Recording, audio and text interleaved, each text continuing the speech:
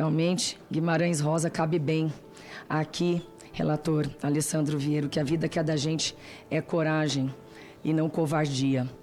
E o que mais me alegrou é ver que algo que eu já vinha raciocinando acerca da tal polarização confirmou-se, de que não há exatamente uma polarização neste país. O que há, e foi provado aqui, tanto na votação dessa fatídica PEC, que tivemos parlamentares de várias ideologias votando a favor, como nas ruas. As ruas estavam repletas do povo brasileiro, agora sim, uma pauta que une todos nós, que é a pauta pela honestidade, pelo respeito. As ruas estavam pintadas das cores de todos os partidos, todos. Mas o mais interessante é que havia um consenso. As cores da bandeira do Brasil. Essa sim, única. Essa sim, de todos nós. A bandeira verde, amarelo e branco e azul anil de todos os brasileiros. E eu vim até com uma roupa listrada de vermelho para lembrar que aqueles que mais bradavam que a nossa bandeira jamais será vermelha, e jamais será vermelha, nunca nem sequer foi ameaçado. Mas foram esses que bradaram esta mentira, foram eles que começaram a pintar de listrado a nossa bandeira. Eu posso andar de listrado de vermelho, posso usar qualquer cor, mas eu não posso listrar nem pintar a nossa bandeira de vermelho. E o próprio senador Girão tem um projeto de lei para tornar crime esse, porque é uma contravenção, se não me engano. Mas para tornar crime qualquer aviltamento à nossa bandeira, e agora mais do que nunca precisamos fazer renascer, retirar das gavetas este projeto de lei, porque pintar, listrar a nossa bandeira de vermelho eu não admito. Então, parabéns a todos os brasileiros que de uma forma espontânea se uniram em prol da dignidade. Esta PEC, além de toda a excrescência dela, ela veio com uma novidade surreal, que é blindar presidentes de partido. Para mim, isso tem nome, sobrenome, CPF. Nome, sobrenome, CPF. Queira ter alguma imunidade, que também não é extrema e não é absoluta, vá para a urna.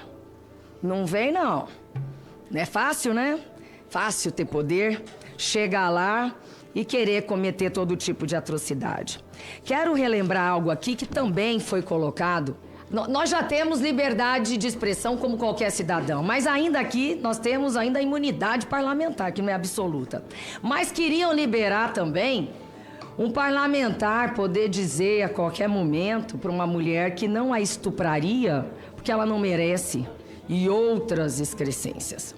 Eu estive na ONU neste ano, num evento das mulheres, nós, os três poderes, eu representando o Poder Legislativo, Renata Gil, o Poder Judiciário, e também com a representação do Ministério, do Poder Executivo, Ministério da Mulher. Naquele momento eu disse o seguinte, presidente, que, coisa que eu nunca tive coragem de falar aqui, porque eu não quero aqui falar os palavrões. Eu fui xingada de uma forma horrorosa, como várias senadoras já foram, de todos os nomes, desde alcoviteira e tudo mais, mas eu fui xingada por um pseudo-jornalista de nomes assim abjetos e ajuizei uma ação. Lá na ONU eu contei os nomes, mas aqui eu não vou falar, só que eu quero lembrar o seguinte: foi uma mulher, uma juíza em primeiro grau, que disse que era a liberdade de expressão do pseudo-jornalista. Ao recorrer, eu disse aos membros da Câmara Recursal o seguinte: pois eu gostaria hoje de ir à tribuna, de ir para as redes sociais, de ir para todo canto, xingar esta juíza de todos os nomes que ela permitiu que eu fosse xingada. O que aconteceria comigo? Né? Por mais, Fabiano Contarato disse aqui que o pai dele não teve educação suficiente, educação à altura, mas sabe, porque não teve instrução. Mas sabedoria e educação é algo inato, é algo que não se compra. Não adianta ter o maior título do mundo e ser uma pessoa mal educada e insensata. Então, imagine, eu tenho liberdade de expressão como qualquer ser humano, como qualquer cidadão, e ainda imunidade parlamentar, e nunca iria fazer isso. Então, parabéns ao povo brasileiro, que mostrou que sim, há algo muito maior que nos une. Parabéns ao senador Alessandro Vieira. E lembrar aqui que, por último, presidente, que o voto secreto em autoridades, ele nos traz uma segurança de não sermos perseguidos. Então, não há uma certa contradição. Estão falando da perseguição do judiciário, mas o voto nas autoridades é embasado no princípio do voto secreto, que é o voto das urnas, para evitar o voto de cabresto. Diferente deste caso, absolver e liberar um bandido, um pedófilo, aqui dentro desta casa. E como é que nós iríamos, eu, minha amiga Elisiane, aqui a Ana Paula, eu não tenho recurso de crime organizado para competir nas urnas com o crime organizado. Isso aqui seria tomado de vez pelo crime organizado. E a última diferença, uma coisa é enterrar uma PEC, o que nós faremos hoje.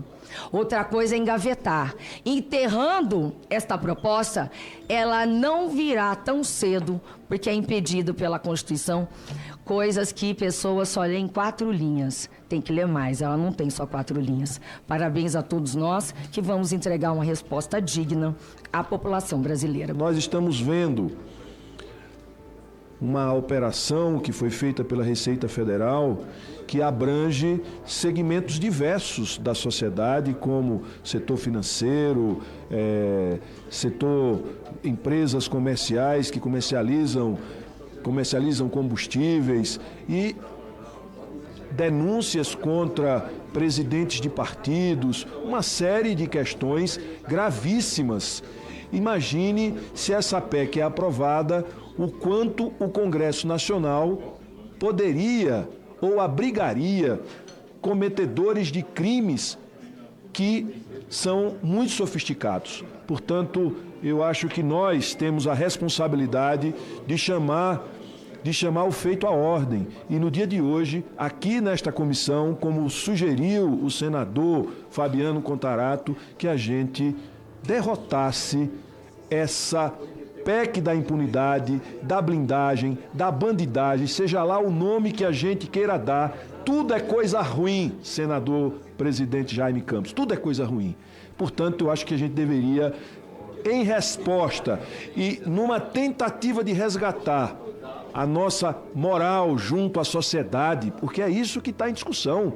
Este parlamento não pode patrocinar iniciativas dessa natureza que desabonam e que reforçam uma tese de que este lugar é um lugar que só trabalha para manter privilégios, certo? E esse é o verdadeiro sistemão que a gente precisa combater, o sistemão dos privilégios. E a gente viu na semana passada o sistemão dos privilégios se organizar e mais de 300 parlamentares na Câmara dos Deputados votaram para manter e ampliar privilégios daqueles que querem impunemente cometer ou caminhar na vida sem prestar contas para ninguém. Isso foi um escárnio com a população brasileira. E eu vou pontuar por quê. Ela viola o artigo 5º da Constituição Federal, que diz que todos somos iguais perante a lei. O que me faz diferente de um trabalhador, de um motorista de ônibus, de um pedreiro, de uma professora? Isso viola a separação dos poderes no artigo 2º. Os poderes são independentes e harmônicos entre si. Nós sabemos que pela Constituição Federal, o parlamentar somente pode ser preso em flagrante de crime inafiançável. Eu fico imaginando um crime de corrupção praticado em concurso de pessoas entre um político, seja ele deputado ou senador, e com uma pessoa comum. A pessoa comum vai responder e vai ser condenada. E nós, aqui, no voto secreto, vamos enterrar aquela apuração. Olha, isso é um escárnio, isso é uma vergonha, isso é um assinte com a população brasileira. E quem defende esse tipo de proposta de emenda constitucional tem que efetivamente olhar nos olhos da população. Isso não é razoável. Em síntese, o que essa proposta de emenda faz? No caso de prisão, hoje como é que é? Autua-se em flagrante de crime inafiançável e remete para essa casa, e essa casa resolve no voto público. O meu eleitor tem direito de saber em quem eu votei, se eu votei para manter a prisão, por exemplo, de um parlamentar que praticou estupro, corrupção ativa, passiva, peculato. E não, esse não. Aqui na surdina, na forma camuflada, sorrateira, corporativista, vamos falar, não cabe prisão em flagrante. Esse processo, como que ela muda também? O processo. Hoje, o processo inicia no Supremo e nós aqui podemos sustar no voto público. O que a PEC faz? Voto secreto. Voto secreto, minha gente. Como que eu explico isso para a população do Espírito Santo? Como que eu explico falando assim, olha, teve uma votação secreta para manter ou não a prisão de um senador por corrupção ativa e ele, no voto secreto, nós sepultamos aquela apuração. Agora, ampliar o que nós tínhamos que acabar era com foro privilegiado, que já acabamos, pelo menos a parte do Senado, ele amplia para os presidentes nacionais de partido. Meu Deus do céu! Onde que estava? Com todo respeito à Câmara dos Deputados, mas isso que aconteceu, isso só contribui para que a população criminalize ainda mais a política. Eu tenho muito orgulho de ser senador, mas antes de ser senador, eu sou delegado de polícia e professor com muito orgulho. Essas são missões da minha vida. Então, será que aqui vale uma meia-culpa? O que nós, parlamentares, estamos fazendo para que essa caixa de ressonância chegue até a população e a população tenha que se mobilizar para falar, olha, eu sou contra PEC da blindagem, que eu nem chamo de PEC da blindagem, eu chamo de PEC da impunidade e PEC de estímulo à criminalidade. A regra é clara, quem nada deve, nada teme. Se eu praticar qualquer ato ilícito, eu tenho que responder como qualquer outra pessoa, uma responsabilidade penal, civil ou administrativa, porque eu não sou melhor do que ninguém. Essa é uma determinação constitucional. Quando se volta a falar na imunidade parlamentar com relação à opinião, palavras e votos, isso já está na Constituição Federal. Agora, nós sempre temos que ter como premissa de que a imunidade parlamentar, ela não pode ser utilizada como escudo protetivo para a prática de crime. Olha, a PEC ainda vai além. Ela proíbe a expedição de medida cautelar probatória. Quer dizer, não pode ser fazer uma interceptação telefônica, não pode ser feita uma quebra de sigilo bancário ou fiscal, a certeza da impunidade. Eu fiz um resgate aqui, senador Jaime Campos, de 81 até 2001, Cajuru, quando o voto era secreto, de 151 pedidos de autorização, apenas 2 foram autorizados. Quer dizer, já é difícil você condenar um político por corrupção. Quando condena, coloca em prisão domiciliar. Quando condena, coloca em prisão domiciliar. E os pobres estão morrendo e dormitando nos presídios. Olha, por que nós não aprovamos aqui o fim dos penduricalhos, os fins dos subsalários, o fim da escala 6x1? Mas não, nós vamos nos debruçar sobre aquele comportamento na surdina, camuflada, sorrateira, aviltante, cruel, que é um assinte com a população brasileira. Eu acho que é um assinte com aquele trabalhador, aquela professora, aquele guarda municipal. Eu, pelo menos, percorri o meu estado do Espírito Santo com a cabeça erguida, na certeza de que essa PEC jamais teria a minha digital. Até mesmo a prisão em flagrante por crimes inafiançáveis, teriam que ter uma licença prévia para que o parlamentar pudesse ter a consecução daquela prisão em flagrante. E aí, por exemplo, quais são os crimes inafiançáveis? Vejam bem, se o parlamentar tivesse incorrido em crime de racismo, de tortura, de tráfico de drogas, de terrorismo e também de crimes como ação de grupos armados, civis ou militares, para que ele tivesse a aplicação daquela medida cautelar, seria necessário o voto secreto da maioria dos seus pares. Quem concorda com isso, e a extrema-direita concordou e defendeu isso, agora não está com coragem de votar, mas defendeu isso, votou e comemorou. Até Pai Nosso rezaram lá na Câmara dos Deputados. Então, a máscara efetivamente caiu e nós precisamos enterrar. Outra coisa, a hipocrisia. Defenderam o fim do foro porque os responsáveis pelo golpe estavam sendo julgados lá no Supremo Tribunal Federal. E agora estende o foro a presidente de partido. Isso é um absurdo, principalmente num país como o nosso, que a legislação partidária permite que as pessoas se perpetuem no poder. Vamos medir os presidentes de partido que existem hoje, há quantos anos são presidentes de partido. Isso é um verdadeiro absurdo. A figura da imunidade foi criada para o exercício de uma função pública e não para a atividade que é exercida pelos presidentes de partidos políticos. Então, eu entendo que essa proposta precisa ser efetivamente rejeitada. Até porque ela não é só para o Parlamento Federal. Ela vale para os parlamentos estaduais, os deputados estaduais, os vereadores. Hoje o crime organizado forma advogados para defender os seus aliados. Coloca gente no Ministério Público, na Justiça, investindo durante décadas para formar essas pessoas. Para eleger um vereador, basta ter um pouquinho de dinheiro. Para eleger um deputado estadual, é parecido.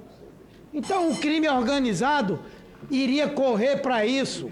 Imagine o caso daquele parlamentar no Rio de Janeiro, que dormiu em cima de uma montanha de 5 milhões de reais. Será que aquele cidadão seria preso se os demais colegas pudessem votar secretamente para isso? Então, Vossa Excelência está de parabéns e o Senado hoje vai decretar o fim dessa proposta indecente, mas a coisa mais importante, no meu ponto de vista, é que realmente a máscara da extrema-direita caiu no nosso país. Eu estou há muito tempo aqui no Senado, eu estou no segundo mandato só. Tem outras pessoas que estão há mais tempo do que eu. Eu nunca vi uma PEC ter tantos apelidos como essa teve. A PEC era da PEC das prerrogativas. Aí virou PEC da bandidagem, PEC da picaretagem, PEC da imoralidade, PEC da impunidade, PEC do escudo parlamentar, PEC do PCC, PEC do escudo da corrupção, PEC dos intocáveis. Intocáveis.